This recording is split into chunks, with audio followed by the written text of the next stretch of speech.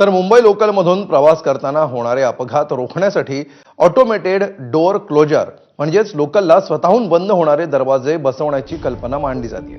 त्यासाठी रेल्वे प्रशासन कामाला देखील लागले आहे। मात्र स्वतःहून बंद होणारे दरवाजे लावल्यानंतर अपघातांना आळा बसेल का असा प्रश्न अनेक लोकप्रतिनिधींनी उपस्थित केला आहे। मनसे अध्यक्ष राज ठाकरे आणि शरद पवारांच्या राष्ट्रवादीचे आमदार जितेंद्र आव्हाड यांनी या संकल्पनेला तीव्र विरोध केलाय।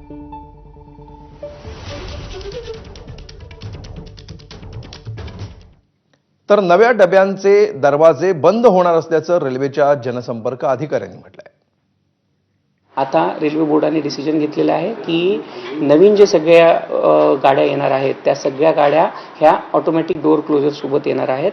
त्याच्यामध्ये ऑलरेडी ज्या 238 AC लोकल मुंबई सबअर्बनसाठी घेतल्या जाणार आहेत त्या गाड्या ज्या आहेत त्या ऑटोमॅटिक डोअर फिटमेंटनी येणार आहेत, ऑटोमॅटिक डोअर क्लोजरच्या सिस्टम सोबत येणार आहेत। सोबतच तिसरा एक डिसिजन घेण्यात आलेला आहे की याच्यामध्ये ICF द्वारे ज्या एक्झिस्टिंग लोकल आहेत त्या लोकलना आपण हे करतो आहोत, रेट्रोफिटमेंटच्या माध्यमातून दरवाजे बंद करण्याचा जी सिस्टम आहे ती लावण्याचा आपण प्रयत्न करणार आहोत, असा डिसिजन आता घेण्यात आलेला आहे।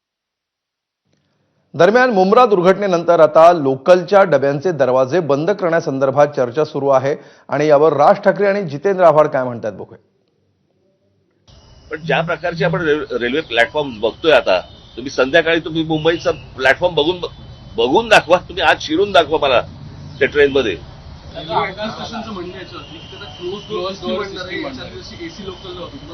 प्रश्न अहो कसे माणसं राहतील आतमध्ये गुदमरून मरतील, किती गर्दी असेल कल्पना आहे का तुम्हाला? कधी अजून किती मृत्यूची वाट बघायची? आणि ऑटोमॅटिक बंद दरवाजे हे कॉमन लोकलला इम्पॉसिबल आहे, सफोकेशन होईल आतमध्ये।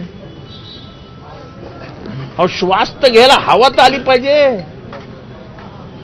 उगाच काहीतरी एक अपघात झाल्यानंतर हा काहीतरी विनोदी भाष्य करायचं की आम्ही रेल्वे म्हणजे दरवाजे बंद करण्याचा आमचा मानस आहे। दरवाजे कसे बंद होणार? दरवाजा बंद झाला तर श्वास कसा घेणार आतमधला माणूस?